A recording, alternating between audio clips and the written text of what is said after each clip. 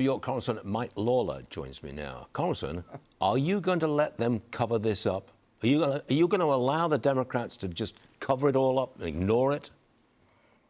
Absolutely not. And as I said last year, Zohran Mamdani would become the face of the Democratic Party. He would be the most political mayor in the history of New York City, and he would use his power at City Hall to help elect radical socialists across New York. And that is precisely what he did. It wasn't just 3 members of Congress to be.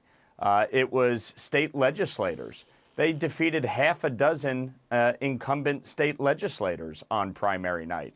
So they are working to remake the Democratic Party. They've made it very clear. Bernie Sanders made it clear.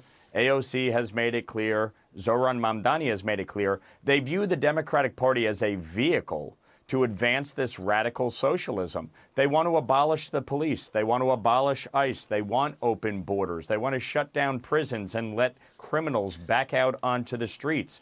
They want to take away private property rights and ownership. And you saw just what they did this week with, quote unquote, freezing the rent. What they don't tell you is that their freezing the rent policies have created over 100,000 vacant units in New York City. So if you're actually trying to house people, if you're actually trying to make housing more affordable, what they are doing is the exact opposite. Yep. They are creating a calamity in New York's housing market. I just want to bring President Trump into this. He says that New York City's rent freeze will be, I'm using his words, an epic disaster. Watch this.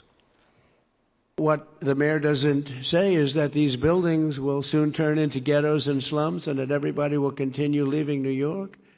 And as this spreads throughout the country, very much like an uncontrollable form of cancer, the country itself will be taken down. It will be third world, strictly third world. And it's happened many times before to very big and very powerful countries. But it's not going to happen to the United States of America. You know, the president there, he has some pretty harsh words. Would you go that far? Yeah, but what he's talking about there is specific to the fact that you have private property ownership. And they are putting rent controls in place and capping the ability of private owners to charge a certain amount. However, they are requiring them to modernize and upgrade the apartments. And so what has happened in New York for a number of years now is that these property owners are saying, we're not going to upgrade the apartment. We're not going to fill it. We'll take the tax write-off. And so you've created this situation where you have over 100,000 vacant units now in New York City. It's outrageous.